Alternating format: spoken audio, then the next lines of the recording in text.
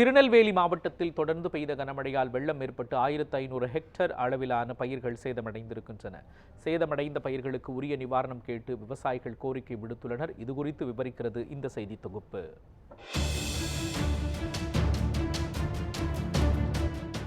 1117 hectare நெல் மற்றும் 210 hectare தானிய வகை பயிர்களை சூறையாடிய கனமழை.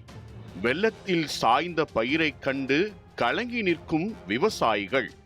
எந்த பக்கம் பார்த்தாலும் பச்சை பசேலென படர்ந்து விரிந்திருக்கும் வயல்வெளிகள், தோப்புகள், இயற்கை எழிலுக்கு கொஞ்சமும் பஞ்சமில்லாமல் பசுமை போர்த்தி நிற்கும் திருநெல்வேலி. இப்படியான பசுமையை பாய்ந்து வந்து சிதைத்திருக்கிறது கனமழை வெள்ளம். திருநெல்வேலி மாவட்டத்தில் தொடர்ந்து பெய்த கனமழை மற்றும் தாமிரபரணியில் ஏற்பட்ட வெள்ளப்பெருக்கு காரணமாக பயிர்கள் சேதமடைந்திருக்கிறது. குறிப்பாக 65 ஹெக்டேர் பரப்பளவிலான வாழைகள் முழுமையாக சேதமடைந்தும் 150 ஹெக்டேர் பரப்பிலான வாழைகள் வெள்ளத்தில் மூழ்கியும் உள்ளது.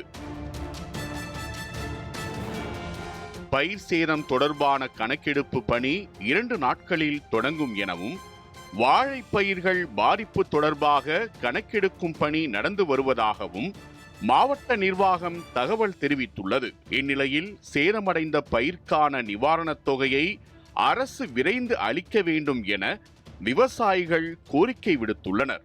போக வழி இல்லாம நாங்க நட்ட நெல் பயிரெல்லாம் தண்ணீர் அழுகி சேதாரமாயிடுச்சு. வருஷம் இதான் ஆகுது. ஆனதோடு இதே சூழ்நிலை நடந்துட்டே இருக்கு. ஆனால் எந்த விதமான நடவடிக்கை எடுக்கல. இங்கே இப்போ 1500 ஏக்கர் ரொம்ப சேதம். அதை பார்த்து கவர்மெண்ட் செய்யணும். சேதமடைந்த பயிர்களுக்கு தகுந்த நஷ்டம் வழங்க வேண்டும்.